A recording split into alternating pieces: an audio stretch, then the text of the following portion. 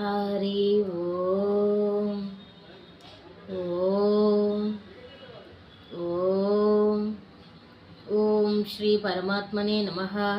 अतः द्वितीयोऽध्यायः सांख्ययोगः। अर्जुन उवाच कार्पण्यदोषोपहतः स्वभावः पृच्छामि त्वां धर्मसम्मूढचेताः यच्छेयः स्यान्निश्चितं ब्रूहि तन्मे शिष्यस्तेऽहं साधिमां त्वां प्रपन्नं। तात्पर्యం అర్జునుడు ఇలా చెప్తున్నారు. కృష్ణ, కార్పణ్య దోషం చేత నేను చాలా శోకంతో నిండి ఉన్నాను.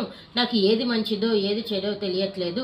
నేను ఏ నిర్ణయం తీసుకోవాలో నాకు తెలియట్లేదు. కృష్ణ, నువ్వు నాకు గురువు కదా, ఒక శిష్యుడిగా నిన్ను అడుగుతున్నాను. కృష్ణ, నాకు ఏది మంచిదో ఏది చెడో ఇప్పుడు నేను ఏం చేయాలో నాకు మంచి చెడు చెప్పు కృష్ణ. ఏం చేయాలో చేయకూడదో ఒక శిష్యుడిగా అడుగుతున్నాను. గురువుగా చెప్పు కృష్ణ.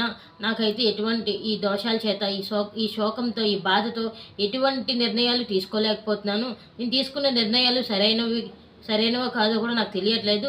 నా మనస్సు ఆ విధంగా ఉన్నది. ఒక గురువుగా నాకు చెప్పు కృష్ణ అని చెప్పేసి ప్రాధేయపడుతున్నారనమాట.